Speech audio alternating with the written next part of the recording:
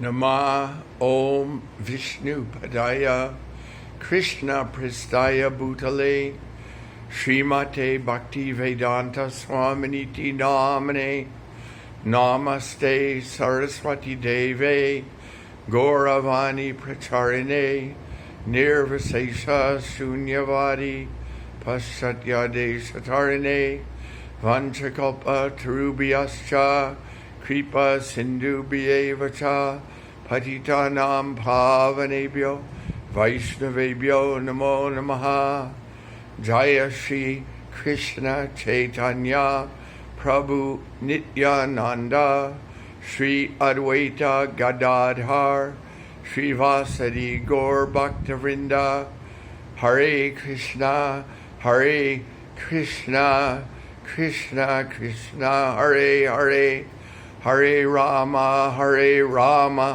Rama Rama, Hare Hare. Arun Sawat.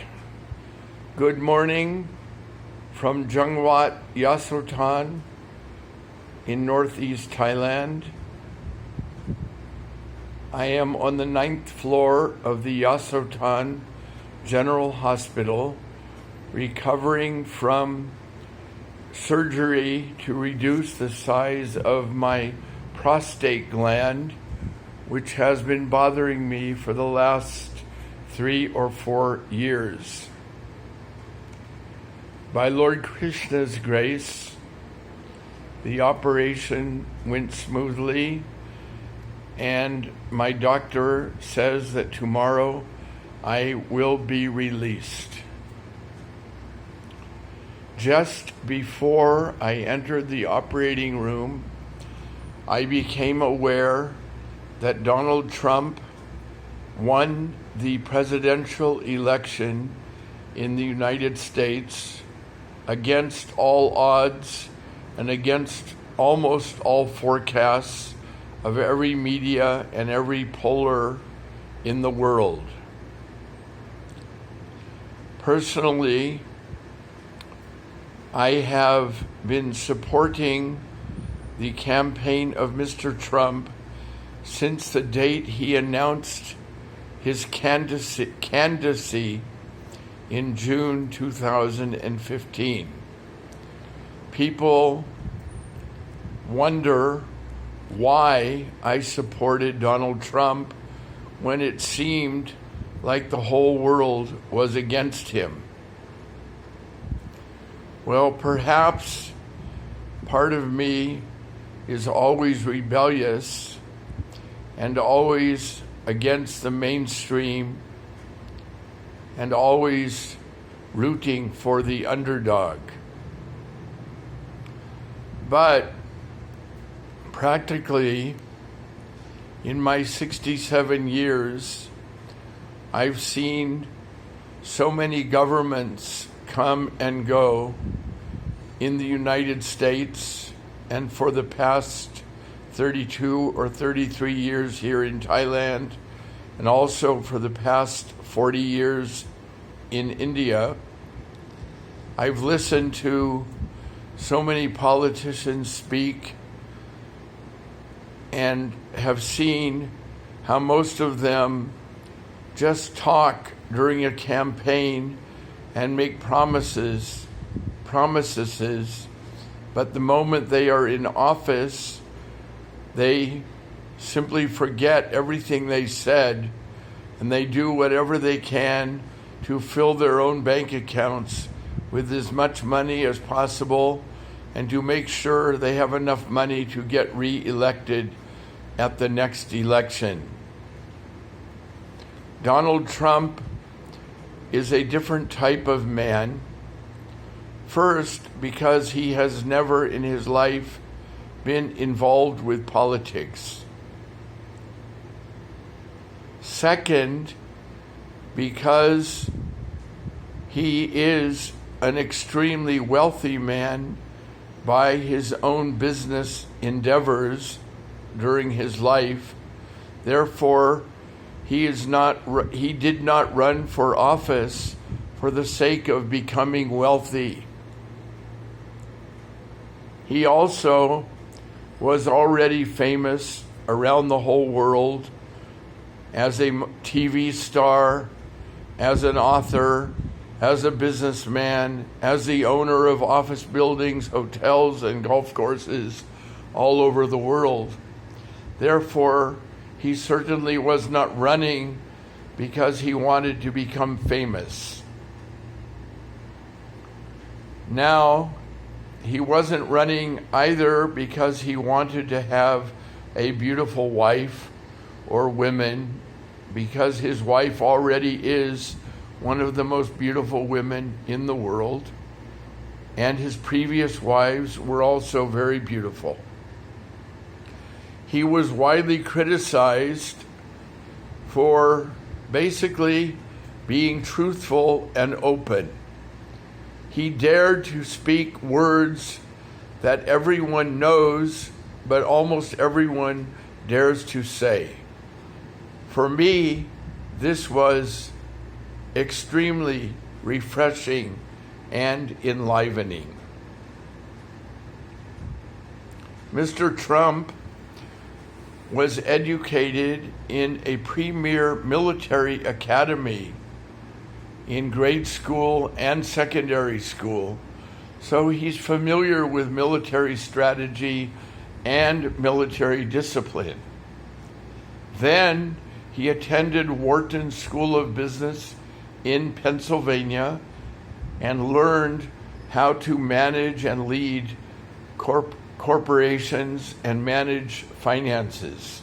Obviously, he did very, very well. So he has skills both in military strategy and in financial strategy. I think both of these are qualities that are essential for a leader of a country.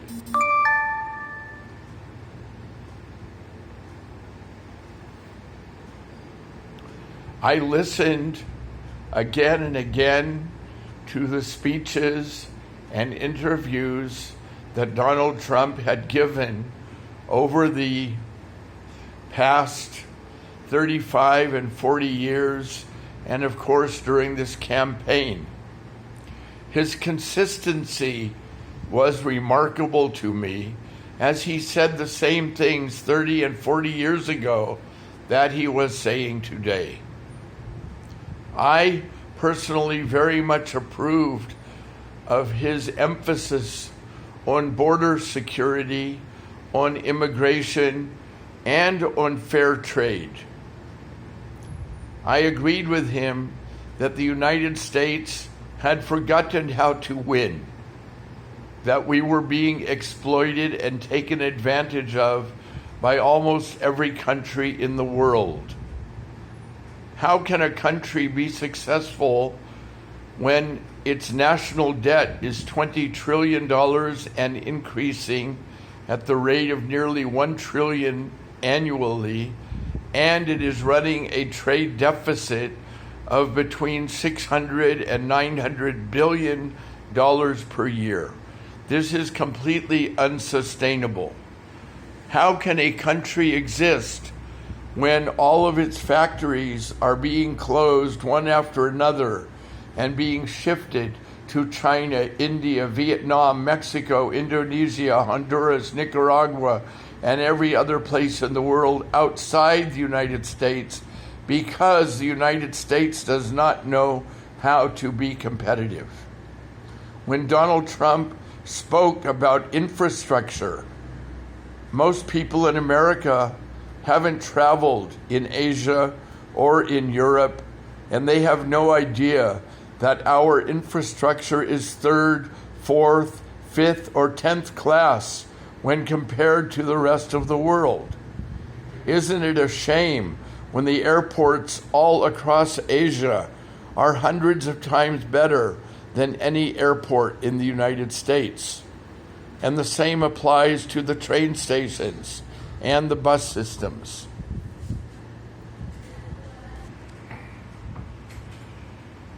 Anyway, for me, a man who seriously committed to trying to campaign on behalf of Mr. Trump for the last 17 months, spending anywhere from 3 to 12 hours a day using social media to try and share whatever I knew. I was overjoyed when I heard that he had won. I never doubted that he could win because I have been following the internet media such as antiwar.com, zerohedge.com, Bill Still Report, WikiLeaks, and listening and watching the messages on hundreds of bulletin boards and comments, and seeing the popular support behind Donald Trump. I never saw that the opposition had any clear, concise action plan. They used a lot of general words which sounded great but had absolutely no substance. Seeing the outright lies and deceit of Hillary Clinton over many years was extremely discouraging, and particularly seeing her stance favoring abortion even in the final weeks of pregnancy, absolutely revolted me. And if there was no other issue at all, on this issue alone, I would have supported Donald Trump and Mike Pence, both of whom are 100% committed to the protection of the life within the womb. I personally was very, very saddened to hear that people who have supposedly studied the Bhagavad Gita and the Srimad Bhagavatam and the Holy Bible and listened to men who have dedicated their life to the service of God give their support to a person who supported the killing of the most innocent and helpless people in the world. I hope now all of you will reconsider your position. I hope you will all give Mr. Trump a fair chance to execute his plans and then judge him after he has been in office a few years. He has a wonderful opportunity, and I at least am hoping for the very best. From Yasotan, Thailand, this is your servant, Bhakta Das, and I wish all of you well. Thank you very much.